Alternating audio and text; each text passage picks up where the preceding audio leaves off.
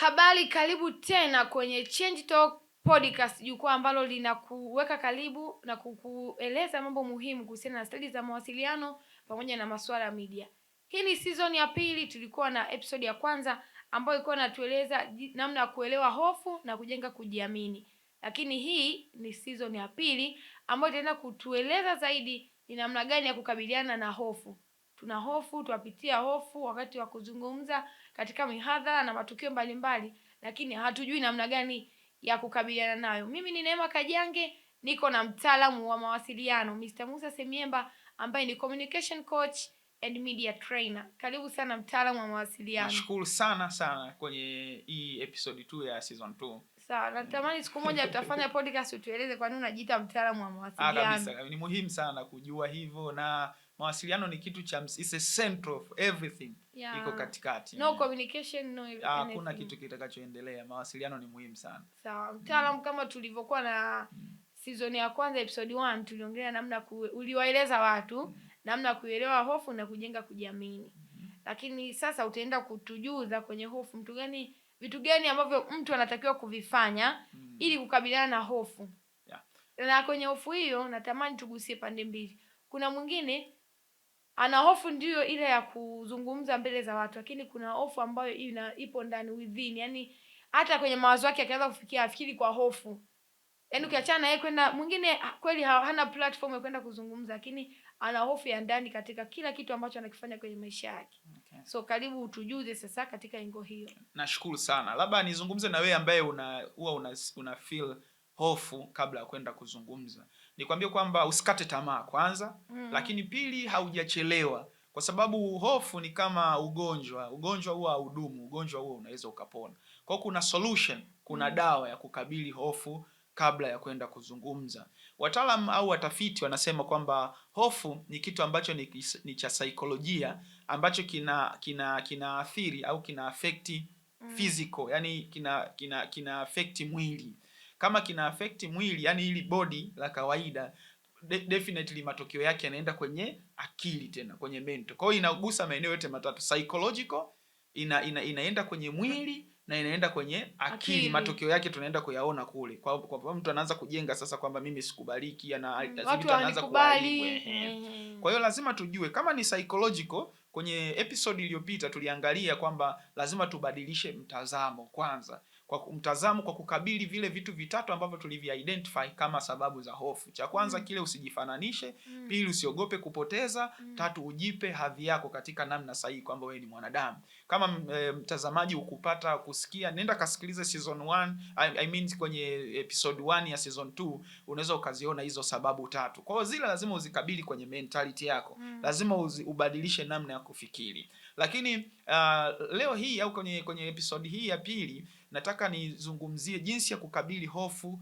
ambayo tayari imeshaingia mwilini na wewe unapaswa kwenda kuzungumza. Kuna wakati hauna namna ya kuescape kwenda kuzungumza. Ni lazima uende kuzungumza. Kama ni kazini, lazima usimame utoe report, ama usimame ufanye moderation kwenye kitu fulani kwenye mkutano. Lazima utoe report zako za kazi. Lazima usimame. Unajikuta kwamba no way, yani hakuna kukwepa. Ama ni darasani, lazima usimame kwenda kufanya presentation. Sasa kuna technique ambayo wanaitumia. Cha kwanza, labda nieleze inakuwaje.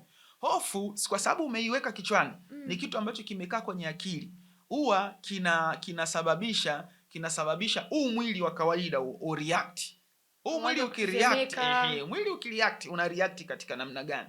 Una react kwa unajua wataalamu sasa hapa wa afya ya mwili wanaweza wakasaidiana na mimi kwenye hili swala. Kwamba mwili kuna namna ambayo unaachilia labda hormone fulani. Ile hormone ni defense. Unajua hofu ni reaction ya mwili kudefend kitu fulani ambacho kinakuwa ni kibaya. Kwa hofu sio kitu kilichopo ndani. Hofu kwa namna nyingine nitoe statement ambayo kidogo ni ngumu. Hofu ni kitu kizuri. Tueleze mtaalamu. Ndio mtaalamu jamani. Hofu ni kitu kizuri. Yaani hofu ni ishara, tuseme sio kitu, hofu ni ishara nzuri kwamba mwili wako unataka kudefend kitu fulani. Sawa sawa na umewahi kupigwa na kitu kichwani labda ukavimba. Unajua kule kuvimba sio kitu kibaya. Ile ni ishara kwamba mwili wako uko active. Yes. Maana kuna kitu kimekuja kwa nguvu pale. Kwa hiyo kuna wale walinzi wa mwili wamekimbilia pale kuja kuweka ulinzi. Sasa wanapokuja kukimbilia ndio maana wewe unafanya nini? Unatuna. Kwa maana sawa na nyuki akikung'ata. Lazima waje pale wengi, wanakuja kudefend. Kwa hiyo hofu pia ni kile tunakiona kwa nje, ni reaction ya mwili wako kwamba kuna kitu kinakuja. Na kitu kile ni ile mentality ambayo umeitengeneza, ambacho hichi kitu kitanifanya nipoteze, kitanifanya nisionekane wa thamani. Kwa mwili unakuja unakwambia, mimi mwili nilivyotengenezwa kwa mfano wa Mungu, mimi hapa sio hiyo kitu, hiyo hofu sio nature yangu. Kwa hiyo mimi natoka kukabili. Unaona? Sasa wale walinzi wa mwili wanavyotoka kukabili ile hofu, ndipo sasa tunasema kwamba mapigo ya moyo yanaanza kwenda kasi.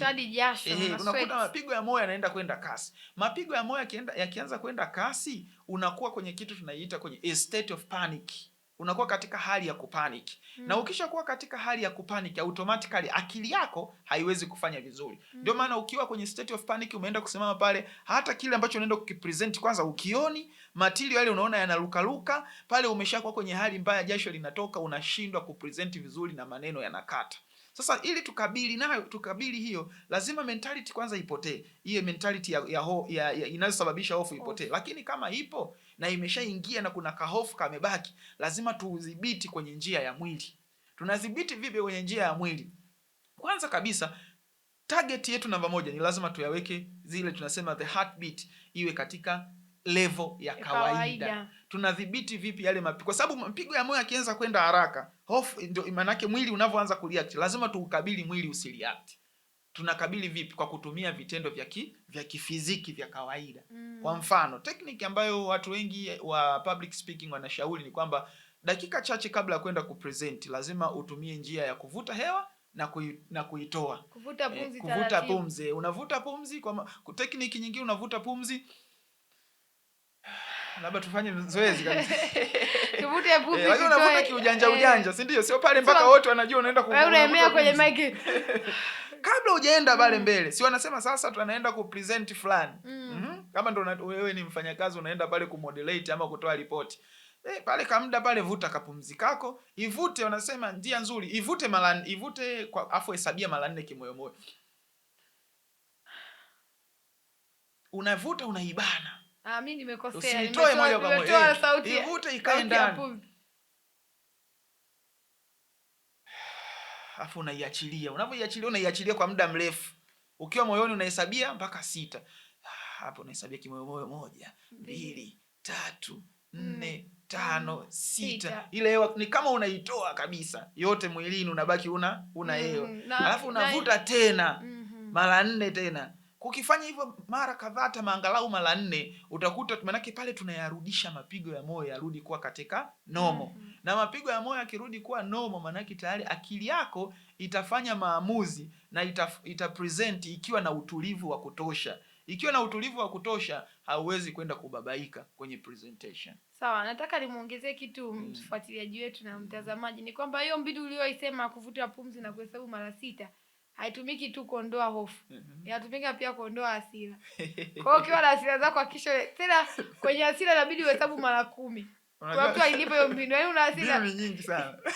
Ikaswali ukiwa na hasira fuanze kuhesabu ni ngumu. Bora ukiwa na hofu. Yaani ukiwa na hofu kuvuta pumzi na kucount mpaka 6. Ni kitu chepesi. Lakini ukiwa na hasira, wewe unaweza mtaalamu. Kusema kweli, mbinu ni nyingi. Unajua kuna mbinu moja pia nimewahi kuisikia. Watu wa kabila fulani. Nasema katika kabila letu enzi hizo wazee walikuwa wanasema unajua kwenye yale magomvi ya nyumbani kwenye familia baba na mama. Mama, ukiona baba amerudi na kuna kitu ambacho unahisi kama mnatofautiana, zikishaanza tu zile rapsha, kimbia nenda kanywe maji. Yale maji usiyameze, yaache mdomoni. Unaona, hizo tunasema ni mbinu za wahenga katika kuweza kukabili. Kwa nini anasema uyaweke yale maji mdomoni?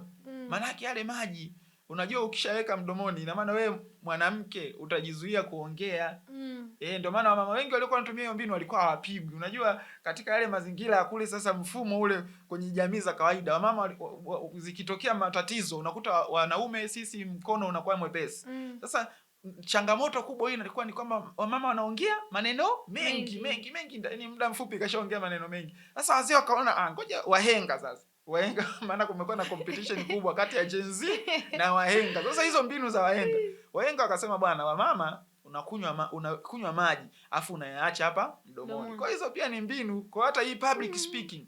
Na mbinu nyingine ni hiyo baada ya hiyo ya pumzi pia wanasema mara nyingi hofu inakuja kushambulia kwenye mabega. Ndio maana unaweza kaenda umeshika microphone unazungumza, mtu ameshika microphone anatetemeka namna hii. Maana wewe fanya pia hii zoezi la kurelax nini? La kurelaxisha mabega yako namna hii. Huku unatumia pumzi. Ukifika pale tayari unajua kwa nini mtu anatetemeka, kwa sababu mapigo ya moyo yanaenda haraka na tayari kuna kitu kimeachiliwa kwenye mfumo wako kinachoonyesha kwamba kuna tatizo. Sasa lazima kwanza uliondoe tatizo, pili lazima utumie hiyo tatizo kwa kubadili mentality, pili lazima utumie hiyo mbinu ya kuvuta pumzi na kuiachia, lakini tatu lazima utumie mbinu yako ya kurelaxisha mabega. Na ukifanya hivyo ukianza kupresent mbele za watu, una present, kadiri unavyozidi kupresent ndivyo ambavyo confidence inazidi kufanya nini? Kuongezeka. Lakini mtaalamu, nimejiuliza hapa kidogo, ni kwamba mtu anaweza kujijua kwamba ana hofu. Na kila kupresent pia anajua kabisa nimepresent kwa hofu, lakini ni kwa namna gani wale watazamaji wake wanajua huyu mtu ana hofu? Yaani unajua kuna muda unaweza usiwe unatetemeka lakini una hofu ambayo haina viashiria vya physical. Kwa sisi watazamaji ni vitu gani vinafaa tutambue? Ukiona hauna viashiria vya physical, hofu yako hiyo inatokana na kutokujiandaa. Sio kwamba zile sababu tatu. Ni wewe ukujiandaa. Kwa hiyo unahisi kabisa hata nondo unazotoa mtu watu wajua alikuwa na hofu. Alikuwa na hofu kwa sababu alikuwa hajajiandaa vya kutosha. Lakini pia mifumo yetu sisi, unajua hapa niseme wazi, mifumo yetu ni mifumo ambayo haituandai kuwa majasiri wa kuzungumza mbele za watu kwa sehemu kubwa. Kwa mfano, ili mtu awe jasiri, lazima aanze kujengea ujasiri tangia kwenye ngazi ya familia. Ndio ile mimi nazungumza siku zote kwamba lazima mzazi ujue kwamba huyu mtu hatakuwa mtoto siku zote. Ipo siku atakuja kuwa mtu mzima, mtu mkubwa. Sasa manake nyumbani anza kumpa nafasi ya kufanya public speaking. Mna kikao cha familia, mmekutana kama familia, mpe nafasi hata kama ni mdogo, hata kama ataongea pointless mtoto, mpe nafasi ya kuweza kufanya nini? Kutoa maoni yake. Mimi nimewahi kuiangalia reality show moja ambao kulikuwa na jamaa ambaye alikuwa ni carpenter, ni mtu ambaye anafanya carpentry. Sasa alikuwa na design hizi product ambazo zinakuja kutumia, zinaitwa playhouse, ambazo zilikuwa zinatumiwa na watoto. Kwa hiyo ana vitoto vidogo vidogo, miaka 5, miaka 6, miaka 4. Alikuwa kila akimaliza kutengeneza product yake, anakuja anawaambia watoto wake, njooni mje muone. Kila mmoja anamuuliza, umeionaje? Maoni yako ni nini? Ni wadogo vidogo, lakini vinaambiwa vitoe maoni. Kwa hivyo vinaanza kujenga ile spirit. Lakini changamoto nyingine hata kwenye mashule, siku hizi kuna vitu ambavyo hatuvipi thamani sana. Kwa mfano debates huko shuleni. Unaweza kukuta mtu anasoma morning speech na debate. Anasoma kuanzia form 1 mpaka form 4, hajawahi kwenda kwenye debate, hajawahi kufanya morning speech. Lazima hivi vitu kama serikali na kama viongozi kwenye elimu, kwenye sekta ya elimu tuvione kwamba ni vya msingi sana. Ndio tutajenga taifa la watu ambao ni majasiri. Lakini sio hivyo hata kwenye ngazi ya juu ya elimu ya juu ya chuo kikuu. Zamani tunaambiwa, sisi wengine hatukusoma zamani sana, lakini tunaambiwa kwamba zamani vyuo vikuu zilikuwa ni sehemu za mijadala.